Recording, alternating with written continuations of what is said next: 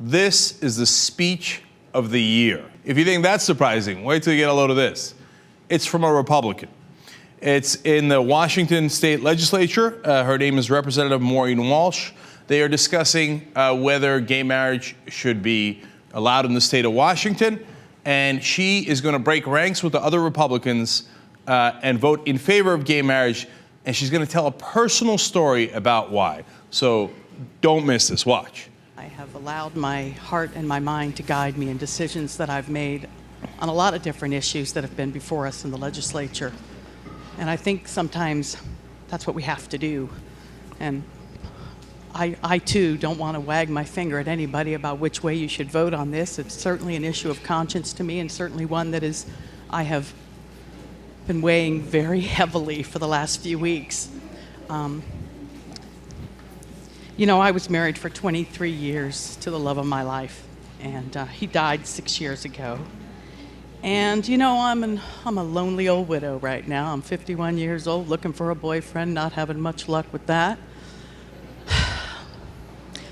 And yet, when I think of my husband, and I think of all the wonderful years we had, and the wonderful fringe benefit of having 3 beautiful children, I don't miss the sex, you know? And to me, that's kind of what this boils down to. I don't miss that. I mean, I certainly miss it, but I don't, it is certainly not the aspect of that relationship, that incredible bond that I had with that human being that I really, really genuinely wish I still had. And so I think to myself, how could I deny anyone the right to have that incredible bond with another individual in life? To me, it seems almost cruel. You know, years ago, my daughter she was in elementary school. Many of you have met my daughter. She's a fabulous girl. She's wonderful. My boys are great too, but my daughter is just something special, and she was the light of her father's eyes. And she went to school, and there were some kids a whole group of kids, just picking on another kid. And you know, my daughter stood up for that kid, even though it wasn't the popular thing to do. She knew it was the right thing to do. And I was never more proud of my kid than knowing that she was speaking against the vocal majority on behalf of the rights of the minority. And to me, it is incumbent upon us as legislators in this state to do that. That is why we are here. And I shudder to think that if folks who have preceded us in history did not do that, frankly, I'm not sure I would be here as a woman. I'm not sure other people would be here due to their race or their creed.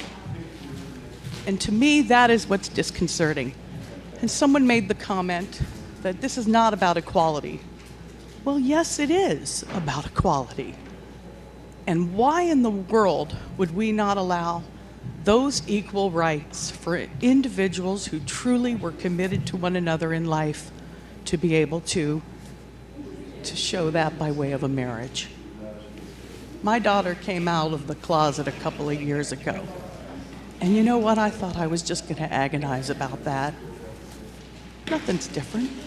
She's still a fabulous human being, and she's met a person that she loves very much. And someday, by God, I want to throw a wedding for that kid. And I hope that's exactly what I can do. I hope she will not feel like a second-class citizen involved in something called a domestic partnership, which frankly sounds like a Merry Maids franchise to me.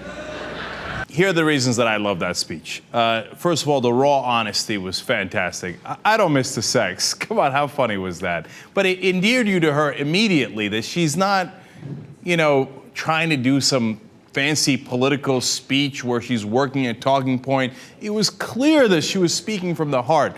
And then the points she hit were fantastic. How can I deny anyone the ability to have that kind of deep, loving relationship that I had? That's so true, and it gets to the essence of the issue. She says, don't tell me they wouldn't be second-class citizens. Of course they are, if you're calling it something else and you're not giving them the same rights. And she said, who are we kidding when we say it's not about equality? Obviously it's about equality. That's what the whole issue is. If they had equality in terms of the law, the name, etc., then it wouldn't be an issue. It's obviously the core of the problem.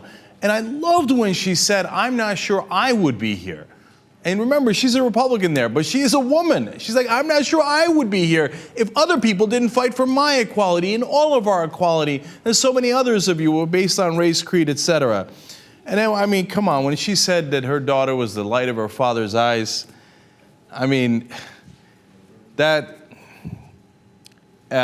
would just spoke volumes to me. And if you got a daughter, you got a son, you got kids, and you know how valuable they are to you and how much you love them, and then some people want to deny them the same rights to a loving relationship that other people have in this country, it isn't right. And I love her for pointing that out. Listen, the Republicans are having trouble fielding a candidate. Right now they're in the middle of CPAC, this large conservative gathering, and they say they're dissatisfied with all their candidates. It might go all the way to a brokered convention, where they might pick someone else entirely. I nominate Representative Maureen Walsh. Now, she's a legislator in Washington, and that's not likely to happen. But God, that was a great speech, and it was great to hear someone actually giving a genuine, heartfelt, talk in politics when everything else is so scripted and so down to the talking points that's grating on everybody's nerves. And I hope she got through to some people. Now, among the Republicans, she was only one of two people who crossed ranks, so I'm not sure how much it did get through. But at least the bill passed 55-43, and the governor of Washington says that she will sign the bill. So you will have marriage equality in Washington, and that's a great thing. And I want to thank Representative Maureen Walsh for helping to make that happen.